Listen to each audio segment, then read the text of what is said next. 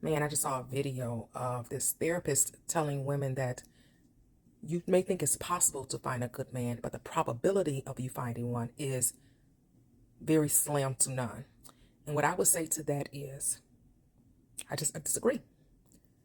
My first marriage, I got what I believed I could have, which was someone that was uncommitted, unfaithful, didn't believe in family, it was not a good match.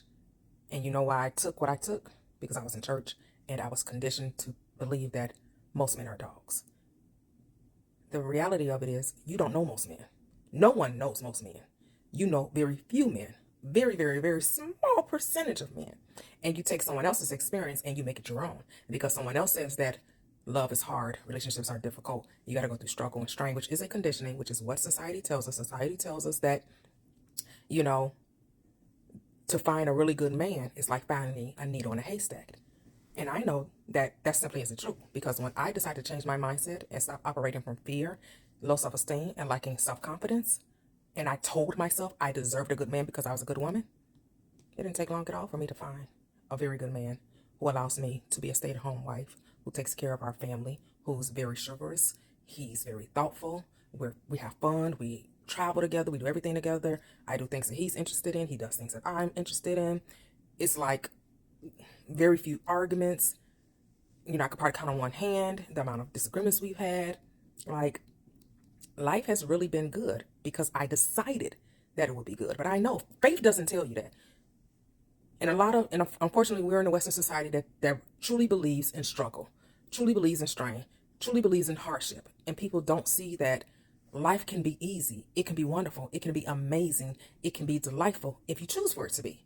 But people don't think they have a choice. People think they just have to settle for what they have to settle for. They operate in fear. They operate in distrust. They operate in disbelief. Like, when you get who you are and not what you want, and people don't realize that they are conditioned and programmed to that scarcity, lack mentality. That of all the billions of people, all there are billions of men in the world, that there isn't a lid that fits your pot.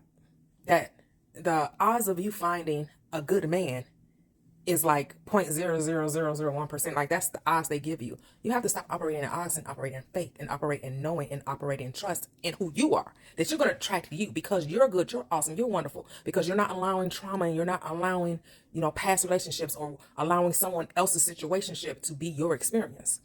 But this takes self-reflection. This takes looking in the mirror. This takes accountability, that your picker is just off. That you compromise and you think little of yourself, and you don't think that you can have the best, that you have to settle, and that you have to just take the bare minimum because, hey, what other choice do you have? That's not the type of mindset you want to have when it comes to relationships. But I speak from experience. So I've been married twice. I know struggle love and I know easy love. And I tell you, the odds were the same. The odds were the same. Once my mindset changed about relationships, my relationships changed. That's just how it goes. People want it to be difficult. People want it to be more than that. But that's just simply it. It's the way you think about relationships, you'll experience them. And if you decided to just think differently, take accountability for the fact that you don't think that you deserve better. You don't think that it's possible for you to have better. You think that all men just lie, cheat, and trying to take advantage of you. You think they all want, maids and servitude, and it's not a partnership, and that you both aren't bringing your strengths to the relationship, and the things that they're really good at they'll do, and the things that you're really good at you'll do, and it's just easy peasy, fresh and squeezy, because that's how my relationship is. And it's not luck, it's choice.